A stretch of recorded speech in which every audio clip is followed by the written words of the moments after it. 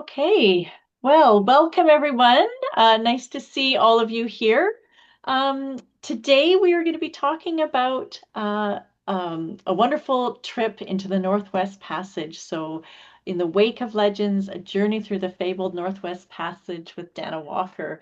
Um, so it's going to be a great presentation. I'm not going to spend a lot of time going over a lot of things, but welcome to those that have signed up from our meetup group. The bucket list, nature travel, followers of Galapagos travel, and CNH tours. My name is Kathy Hasewitz, and I'm the Antarctic advisor with CNH Tours. And we have Danna Walker here, who will be giving the presentation, and she's our Arctic specialist extraordinaire to fill you in on this incredible trip to the Northwest Passage. Danna also has an incredible experience down in Antarctica as well, so a real treat. I will be monitoring the chat, so please put in questions as we go through the presentation today, and we will answer them at the end. So it's about a 30-minute talk, Danna, about there? Yeah. Okay, about a 30-minute, and then we'll switch over to questions and answers. So feel free to put the questions in the chat. One other thing we kind of wanted to find out is um, what is drawing you to the Arctic? So in the chat, if you're thinking about it, it's like, why are you interested? Are you a nature lover? Are you a photographer? Are you a historian? Are you a explorer that just wants to get out in the remote wilderness? Anyway, if you think of something, just put that in. So just a quick little quick introduction about CNH Tours and Galapagos Travel. This is two companies that have now merged together, but they are under the same ownership and management. They've been working for over or operating for over 25 years, mainly in the Galapagos is where they started, and then they've expanded into other wonderful destinations throughout our wonderful Earth here. So these are some of their key destinations that they go to. Pretty iconic in themselves and epic adventures. We're going to focus obviously in the Arctic today. So I want to bring forward that we do have a polar region. So we do Arctic trips and Antarctica. So these on the website here or on our slides, you can see some of the trips that are upcoming for 2026 and 2027. So why do people want to go to the poles? They're two of the most extraordinary regions on the Earth, vast, remote, breathtakingly beautiful. They're home to unique ecosystems found nowhere else. They have polar bears roaming Arctics in the Arctic Sea to penguins thriving in the Antarctic Peninsula. These polar regions play a critical role in regulating our planet's climate, acting as Earth's natural cooling system and influencing our weather patterns. So traveling to the poles, it's not just an adventure, it's a chance to witness these fragile environments at the front line of climate change and population growth and travel. Experiencing these places firsthand fosters this deeper connection and appreciation for the importance of these lands. And as travelers, it's a rare opportunity to connect with the landscapes and wildlife that few others get to see. So I know for myself, going to is it an adventure? Is it for the photography, the remoteness? And it's really all of the above. But let's hear more from Danna about the wonderful Northwest Passage. I'm so excited to hear this and see your photos that you have, Danna. Perfect. Thanks, Kathy. I'm just going to switch over to my screen here now, which takes me a couple of minutes.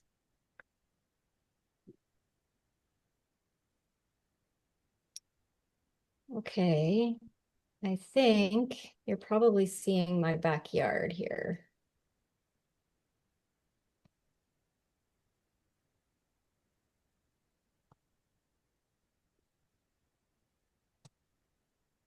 I always get so flustered when I'm trying to change the screen Well, it's a over. lovely U-shaped valley.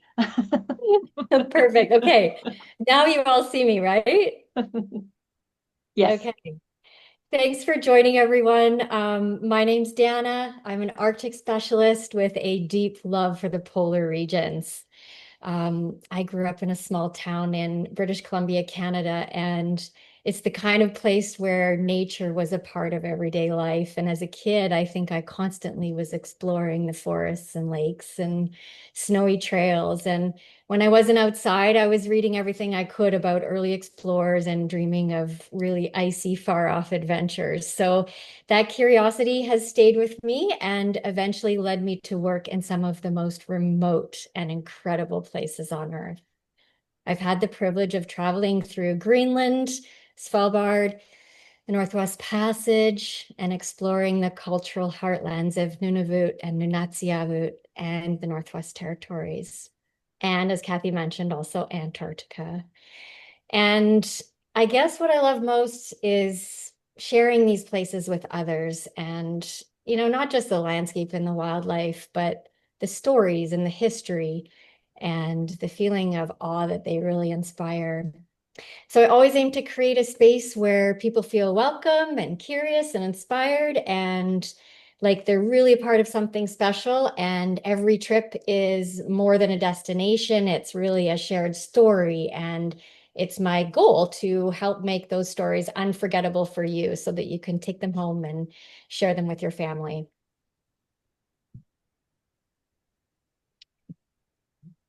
So, joining a Northwest Passage expedition is about history and braving the cold, but it's also about reconnecting with something deeper. And out here among the ice and the silence, you find space to reflect and to wonder and to be really small in the best way. It's for the curious heart and the restless soul, and it's a journey through the Arctic is a journey back to yourself and back to nature and back to the land. So I'm going to share two itineraries with you today that are the Northwest Passage. And throughout the slideshow, I'll let you know which slides are more geared towards the specific trip. But for the most part, both trips will deliver most all of what I'm talking about. And one will have a heavier focus on Greenland and one will have a heavier focus on Baffin Island. And when I talk to you in person, I can really get a sense of which trip would be specifically really good for you.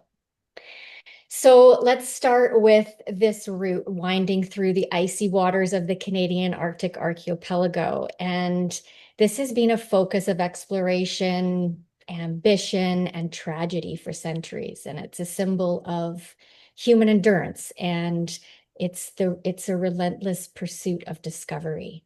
So one of the most well-known and tragic chapters in its history is tied to Sir John Franklin and that ill-fated expedition in the mid-1800s, where Franklin took his 129 men and set out from England in 1845 aboard the HMS Erebus and Terror. And they were aiming to chart and navigate the elusive Northwest Passage. And that's the sea route connecting the Atlantic and the Pacific Oceans through the Arctic. They entered the Arctic from Greenland and they sailed into what we now call the Canadian Arctic, but they never returned. And trapped in ice for years, the entire crew perished. And that disappearance sparked one of the largest search efforts in naval history. And that really cemented Franklin's expedition a legend. So that's why this trip is so popular. That's why people book so far in advance. They call it the legendary Arctic Sea Route. It starts in Calgary with a charter flight to Resolute and sorry, the other direction. It starts in Iceland with a charter flight to Nuuk and ends in Resolute with a charter flight out to Calgary. So the charter flights are included, the pre-night hotel is included, and we'll just jump to the next trip. So this trip we begin Calgary, heading up to Resolute, and then at the end of it, Kangerlussuaq back to Reykjavik. And so Resolute Bay is the one of the northernmost communities in Canada and a historic launching point for Arctic exploration. And from here, we head east through the heart of the Northwest Passage, which we just talked about.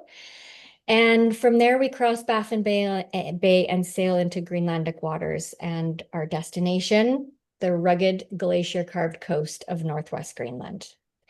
And we travel as far north as Quannock, and that's one of the most remote and northerly inhabited places on the planet.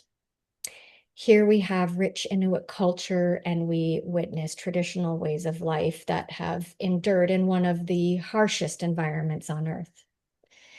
And as we continue along Greenland's wild west coast, the ice begins to shift and the landscape transforms into deep fjords and lush tundra that's mixed with large icy bergs.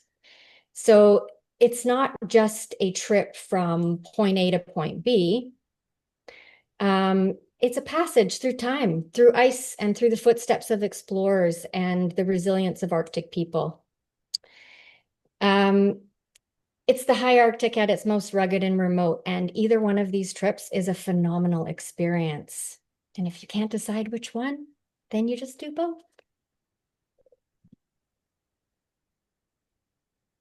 I just switched my slide, but it's not changing here. One second.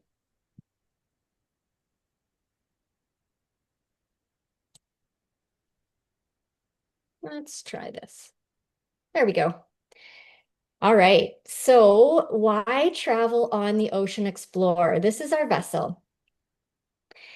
Because this ship is built exactly for the kind of journey we're on. The Arctic is wild, it's remote, it's unpredictable, but the Ocean Explorer lets us experience it in comfort and safety and style. So this is a polar class expedition ship. It's designed to handle icy waters, and it gets us up close and personal into those narrow fjords and hidden bays and just really icy channels. And on board, you're not just a passenger, you're part of an expedition. And the ship is equipped with zodiacs, which will allow us to step off and explore the land and sea more intimately. Whether it's getting close to icebergs, spotting Arctic wildlife, or visiting remote communities, these small boat landings make the expedition real. And inside, the ship is modern, it's welcoming, and very thoughtfully designed. So you'll find comfortable cabins and great food, panoramic lounges, and just as important, you're traveling with a team of polar expert guides and scientists, and they bring every moment to life. They'll share the history and the wildlife, the deep cultural stories, and the Arctic with you along the way. They'll sit down with you at dinner. So, really, in short, Ocean Explorer lets you experience the power of the Arctic, and you're not giving up safety or learning or comfort. It's not a cruise, it's an adventure. So, one thing that I really look at when I'm choosing a ship for an expedition is the guest to staff crew ratio. It makes a huge difference.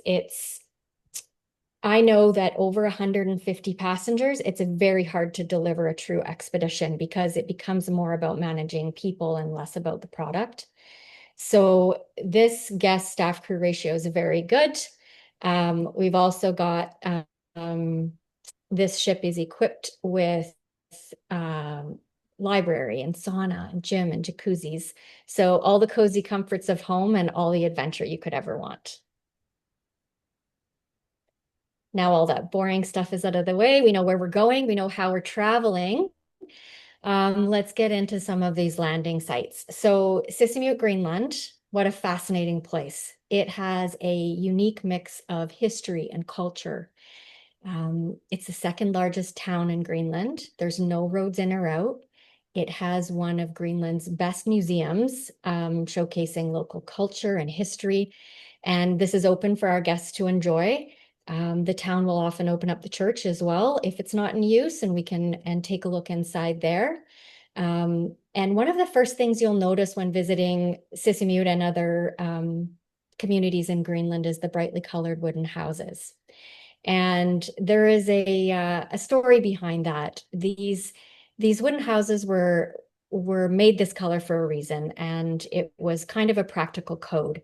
Red was most common for commercial or trade buildings like storehouses and government buildings. And yellow was, let's see if I can remember all of them.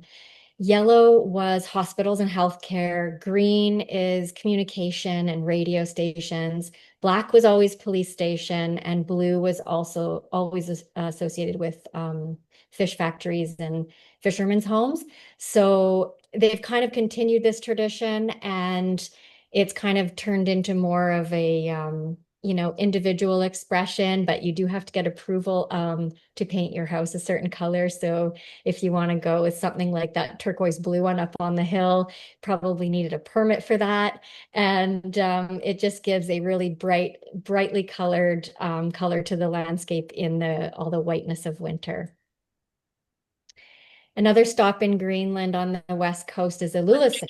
And keep your eyes peeled for muskox grazing on the hillside. And with a bit of luck, you might even spot whales or polar bears along the way.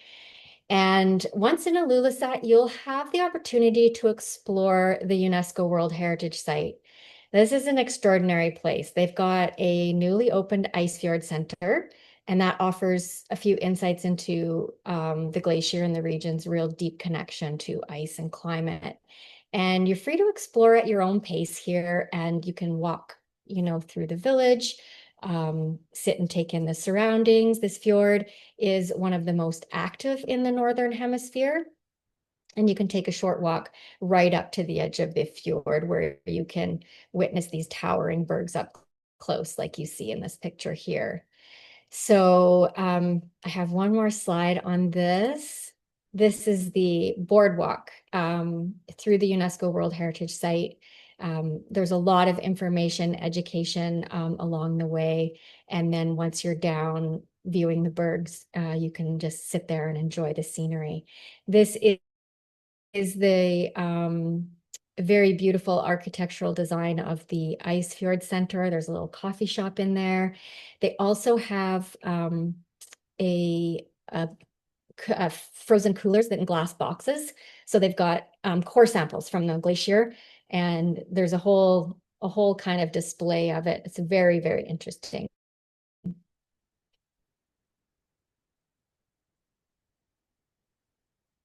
Muskox are one of the Arctic's most iconic animals.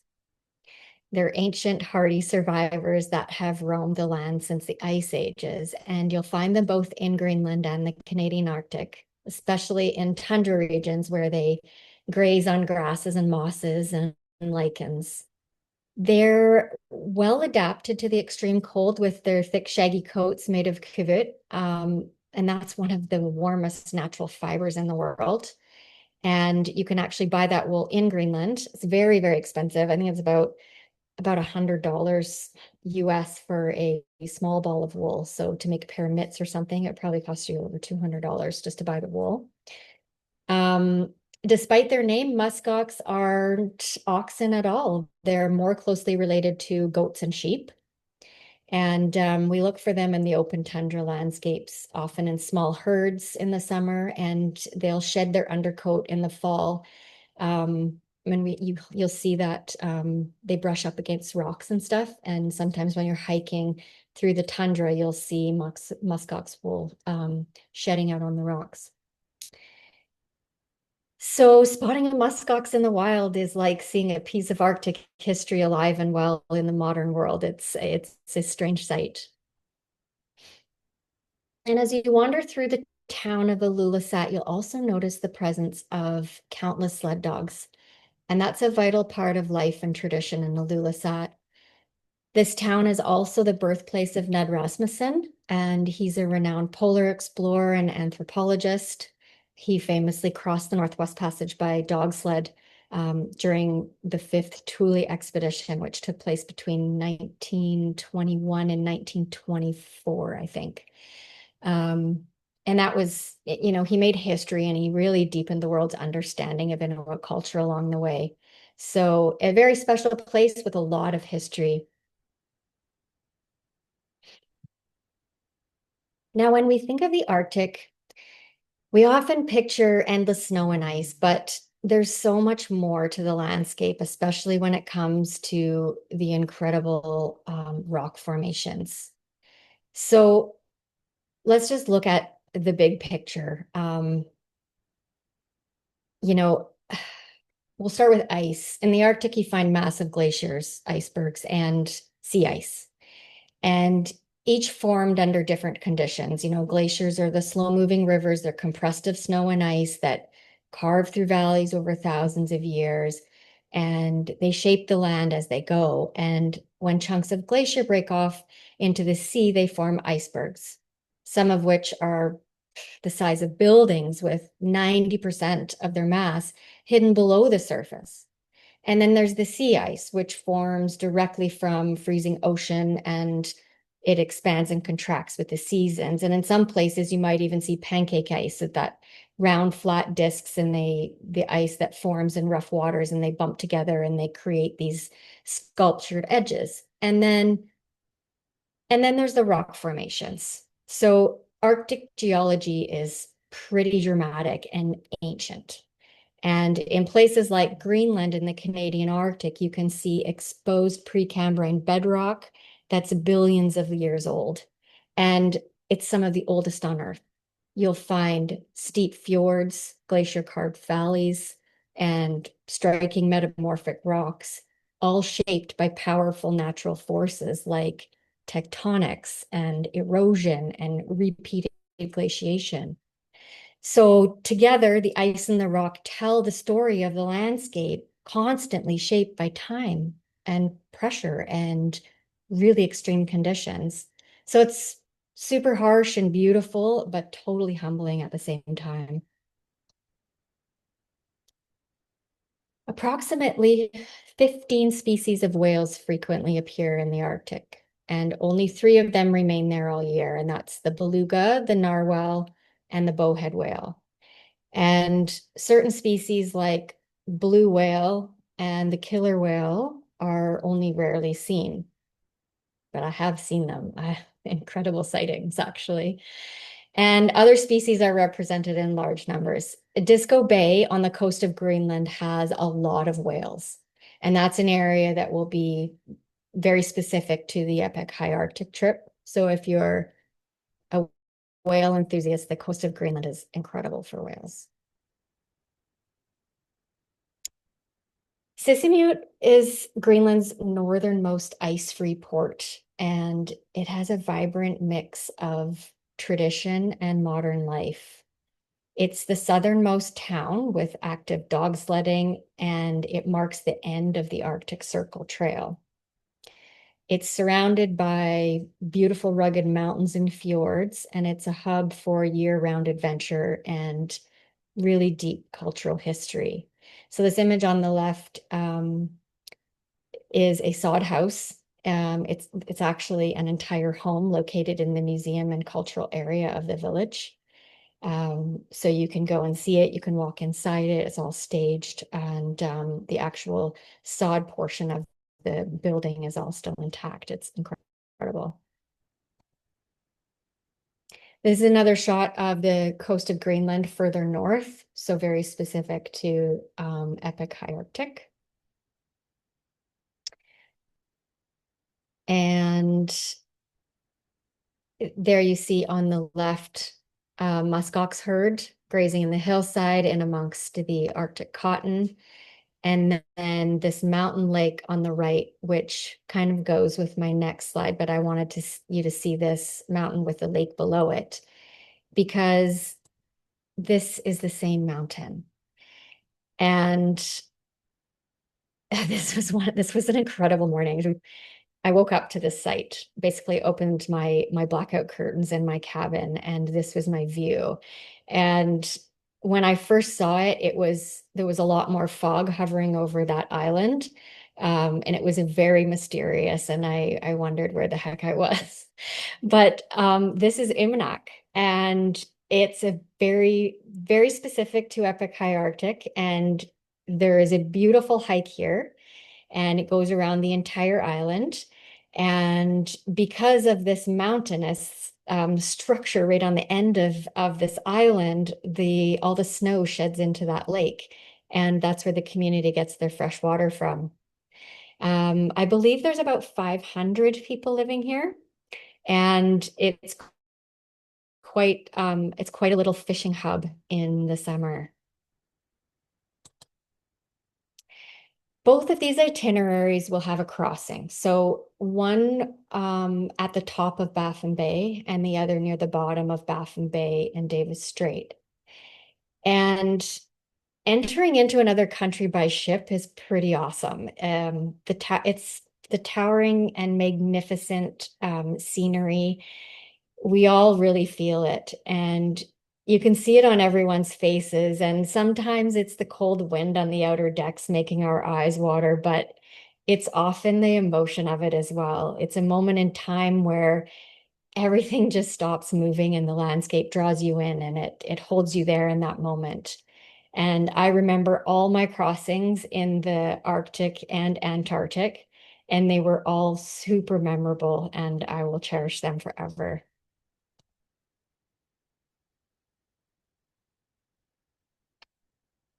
Here's a few different images in Greenland I wanted to show you because it just shows how the space is wide open. Because there is a lot more communities, it's a bit safer walking around. We don't have to worry about polar bears as much in Greenland, so we're kind of a bit more free to roam on our own. Baffin Island, it's Canada's largest island and one of the wildest, most dramatic landscapes on Earth. Towering fjords, sheer cliffs, ancient glaciers that are carved through the land, making it feel almost otherworldly. It's famous for that peak you see, or you've probably heard of Mount Thor. That's in the park on Baffin Island. And Baffin Island gives a sense of scale and silence. And every trip to Baffin Island reminds me of just how vast and alive our planet truly is. There's a kindness in the communities here that will stay with me forever. This particular photo is of Dundas Harbor, and this place is something pretty special. It's nestled on the southeast coast of Devon Island, and it's quiet now, almost hauntingly so, but its silence holds stories. And this was once an important outpost for the RCMP in the 1920s and 30s. And that was part of Canada's efforts to assert sovereignty in the high Arctic. And you can still see the remains of the posts and small cemetery. And there's simple markers standing against that beautiful backdrop. And what makes it so powerful isn't just the history, it's the feeling of standing there surrounded by tundra, mountains, and the weight of time, really. And it's one of those places where you feel how harsh and beautiful life in the Arctic can be. And it reminds me of the resilience it took to live there. We explore this place on both of the itineraries. You can never spend enough time at Dundas Harbor. I always wish for a beautiful sunny day. It's breathtaking. I have seen polar bear here. I've seen Arctic wolves here. Lots of different Arctic flowers. I've landed on this side of the bay where the structures are. I've also landed on the back side of the bay where the wolves were. Um, so, so anytime you can get a chance to visit Dundas Harbor, it's well worth it. Connaught, formerly known as Thule, is one of the northernmost towns in the world. And here, local Inuit share their culture and traditions. And the museum sheds more light on what it's like living near the top of the world. Scientific, or it's very specific to our epic high Arctic trip that focuses on Greenland. So many different species of seals. So we've got ringed, bearded harbor and harp in here, both in Canada and in Greenland. You're also going to step into a world where every trail leads to these breathtaking vistas, and you're going to walk through the rugged mountains and stand beside shimmering glaciers and look out at endless horizons and that feel of crisp Arctic air as you traverse untouched wilderness. Um, The silence is profound and the landscape tells stories older than time. Each hike is a chance to connect with nature and rediscover your own strength because we offer activities for all abilities out here. And every step really stirs something in everybody, and um, everybody has that real sense of being alive. So whether it's a slow meander to take photos or a brisk hike to a mountaintop, we really have it covered. And I always say if you're interested in fossils, go with the photographers because they walk slowly and you can meander along and pick up fossils and check them out as you go.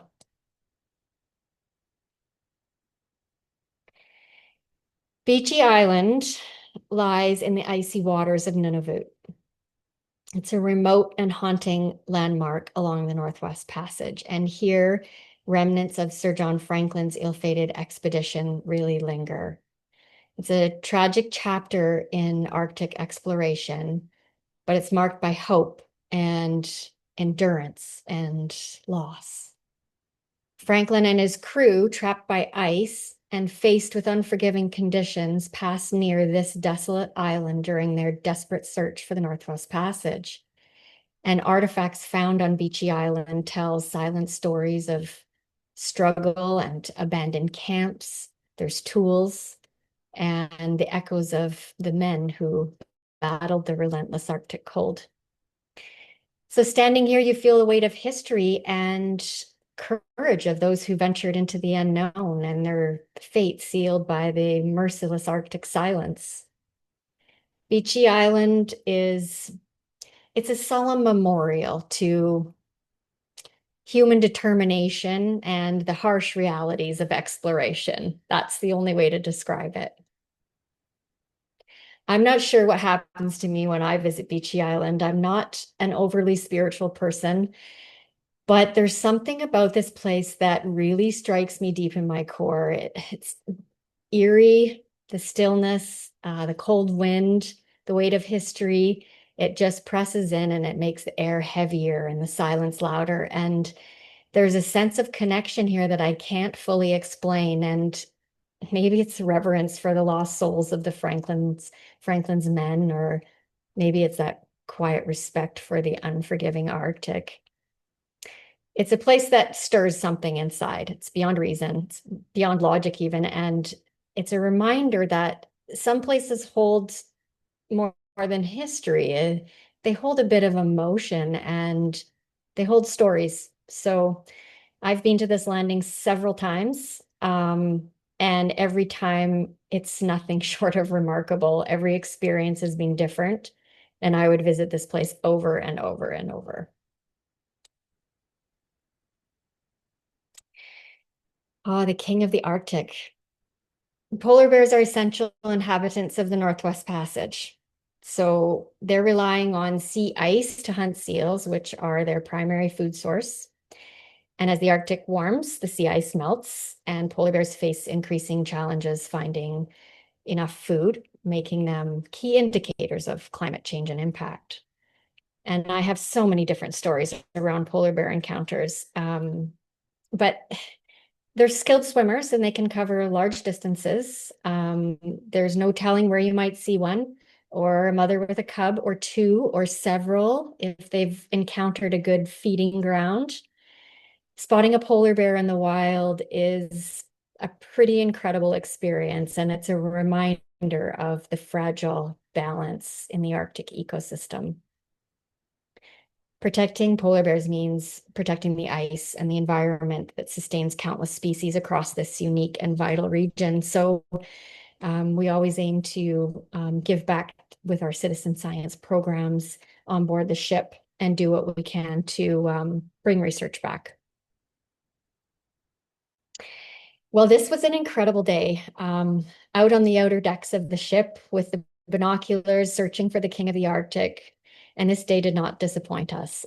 It produced a mother nursing her cub on shore. And because we were a good distance away and on the ship, we were able to watch her for hours. And this is a day in the Arctic that will really stick with me for a lifetime. And I chose to post this image first instead of the one with the bears because the search is such an iconic part of a Northwest Passage trip. You feel like a true explorer. And when I got up on this day and saw this scenery and was out searching for polar bears, I thought I just had everything I needed. And then of course the bears deliver themselves and there they are in a fuzzy picture, but I often only carry my iPhone when I'm out on the outer decks. And so it's a bit of a fuzzy image, but when I show people this image, I always say, here are my bears, because I truly felt like they were a part of me when we sailed away that evening. And my appreciation for wildlife has grown so much in the last 15 years of my work in the polar regions. Narwhals. Okay, so these are medium-sized toothed whales, and they're known for their long spiral tusks. And they're found mainly in the coastal waters and fjords of northern Greenland and parts of the Canadian Arctic. They're incredible animals and they're well adapted to deep ice-covered environments, and they migrate seasonally through the Arctic waters. Now, just this past season, aboard the Ocean Explorer, guests were lucky enough to witness something pretty rare, a pod of approximately 200 narwhals off the coast of Baffin Island. Now, that kind of a sighting is very uncommon, um, but it reminds us of the unexpected magic that can happen in the Arctic. And whether it's narwhals or polar bear or rare birds, these species encounters are what make Arctic travel so unforgettable. You never know what you might see here, and every rare sighting is a real gift. I've visited many of the same areas in the Arctic multiple times, and they're never the same. You might visit Beechy Island one week and the very next week have a different experience. So it's doubtful if I will ever in my lifetime see a pod of 200 narwhals, but I'll take just one. Walruses. So they're found in shallow coastal areas and often in large, noisy groups. And those large, noisy groups are called, they're called a walrus huddle, which I think is so cute. They use their powerful tusks to haul out onto ice and defend themselves. They feed mainly on clams and other bottom-dwelling creatures. They're very social and vocal, and walruses play a key role in the Arctic marine ecosystem. And I actually learned something I didn't know about walruses this past summer in the Arctic, and a mother walrus will leave the huddle to have her cub. I always say cub. It's not a cub, it's a pup. So she will leave the huddle and she will take about 3 days to have her pup before she brings the pup back to the huddle. And I think that's for safety reasons. I imagine a pup could get crushed in a walrus huddle pretty easily. So I witnessed a mother with a new pup on an ice floe up in Svalbard this past Arctic. And the marine biologist figured she was about 24 hours old. And it was spectacular.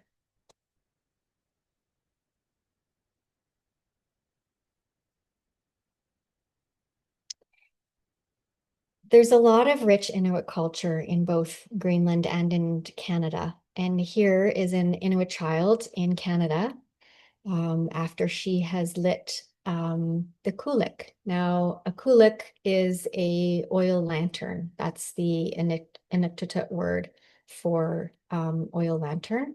And this is a tradition that's passed down to women generation after generation. So it was always customary for the women to keep the kulik lit inside the snow houses while the men were out hunting. And that's why they pass this tradition down generation after generation.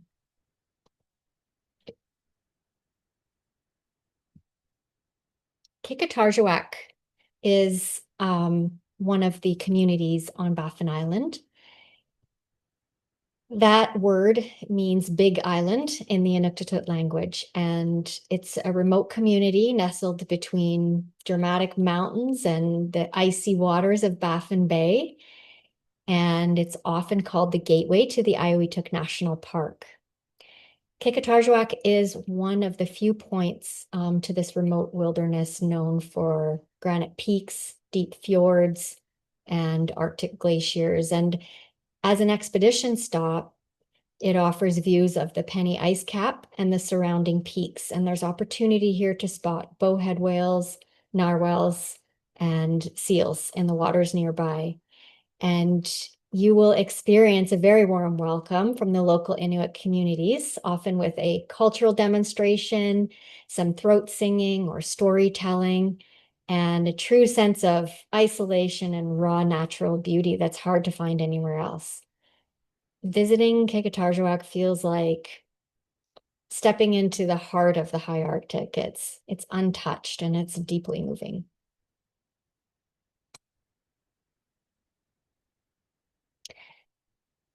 Another part of Baffin Island is Pond Inlet. And Pond Inlet was given the name by an English explorer, John Ross, in 1818. And he named the area after John Pond. And John Pond was a British astronomer. So while the name may be familiar to Western maps, it doesn't carry any Inuit meaning. However, the Inuit name for the community is Mitamatalag, and that means the place where Mitama is buried. And Mitama was an important figure in Inuit oral history. And this name reflects the deep cultural and historical roots of the land. And you might have noticed I said oral history, and that's something that is pretty prevalent in northern Canada. A lot of the stories you hear when you go up there, it's not stuff that you can read in a book. It's not written down. It's just stories passed down from generation to generation. So anyway, today both names are used, Mitamatalag and Pond Inlet. Um, and of course, the latter holds more meaning and connection to the community, really, and its ancestors. It's surrounded by dramatic Arctic landscape again, like everywhere up here, and deep-rooted traditions. Pond Inlet leaves a pretty lasting impression, and it's not just beauty, it's kind of strength and richness of the people who live here. And located on the northern tip of Baffin Island, Pond Inlet offers stunning views of mountains and glaciers and drifting icebergs in Eclipse Sound. And on clear days, you can see all the way to Violet Island. And Violet Island is a very dramatic bird sanctuary. And I have a cute story actually. I was here in 2016 or 2015, I can't remember. And there was a tragedy in the community when our ship was in port. And so our doctors got off the ship and went ashore to help this community. And we didn't allow our passengers on shore just to, protect the community at the time. And so we had a Parks Canada rep on board, and we were able to secure a last minute permit to go to Violet Island because we were in Eclipse Sound anyway. And so we moved the ship. We left our doctor in the community to help, and we moved our ship, and we took out a Scout Zodiac to go to Violet Island to see if we could land there. And I was very, very new in the industry, and I had on this beautiful down puffy jacket instead of my waterproof Gore-Tex, and got into the Zodiac, and we got part way to Violet Island, and the katabatic winds were just blowing off the glacier, and the sea was coming into the Zodiac. And within about 10 minutes of being out there, we knew that we were never going to be able to land passengers there, but we wanted to see how close we could get. And so we pressed on, and we were all laughing a lot. And we got back to the ship. And of course, my down jacket smelled like a wet duck. And I was completely soaked and my face was sore from laughing. And of course we were all full of seawater from taking it all in. But it was a great experience. And Violet Island, I mean, sailing by it was enough. It was absolutely stunning. Radstock Bay is one of those spots that takes your breath away. It's nestled between the dramatic cliffs of Caswell Towers, and the landscape here is stunning, but it's also rich with history and culture. And this area was an important site for the Thule people. Now, Thule people, and you will learn all about this on the ship, but Thule people are the Inuit ancestors. And you can see remains of ancient dwellings here. That's the picture on the right is a Thule home. And then those cliffs, Caswell Towers, rising up like guardians of the bay. There's a lot of ground to cover here if you choose a beautiful lake tucked in behind those mountains. It's also very common for polar bears, so we always proceed with caution.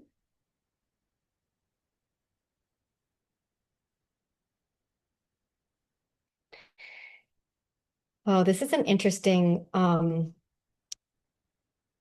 slide for me, and I love this place. So this is in Bellot Strait, and Bellot Strait is a narrow channel that separates Somerset Island from mainland North America. And partway through this 18-kilometer long channel is Zenith Point, and that marks the northernmost tip of the continental landmass. So, as I mentioned, 18 kilometers long, but don't let its size fool you. It's a shallow entry into the channel at low tide. So the ships have to wait for high tide to get in, and the currents run incredibly fast. It's a tough place to land, but landing or not, every visit to Bellot Strait has been really unforgettable.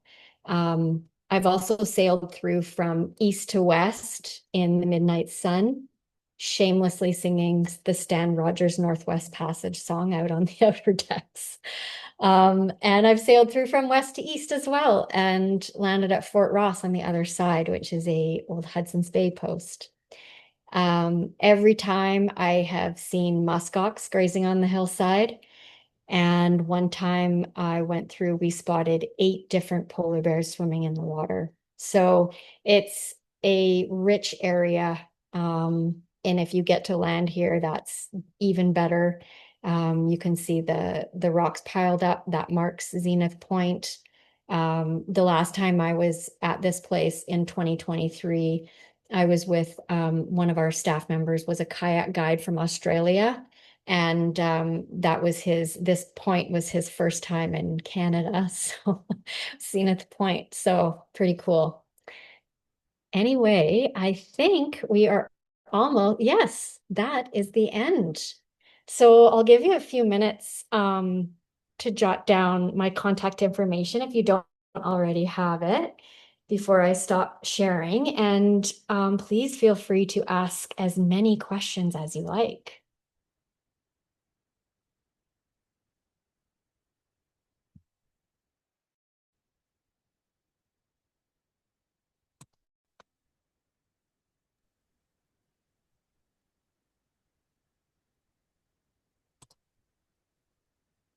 Well, that was great, Danna. I love the scenery. That was incredible. Sorry, it went a bit long. Well, that's everyone's hung in there, so it's been really good. So I don't have any questions in the chat just yet. So we'll give people a little bit more time if they can think of anything. And we can send out the recording as well. And you can also email me any questions. Booking a trip to the Arctic isn't really something you do last minute. You should definitely, it's an investment and it does take time to plan. So booking as far out as you can is important. And sometimes I talk to people for 2 to 3 years before they end up booking something. So please reach out, even if you're not ready to book. I'm happy to answer questions. And as you can tell, I'm just passionate about the region, so I'm happy to talk about it. That's awesome.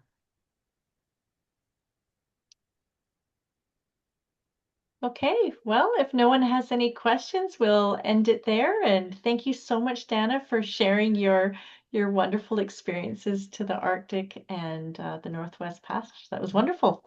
Thanks, Kathy. Have a great night. Have a great night, Okay. everyone. Thanks for coming out.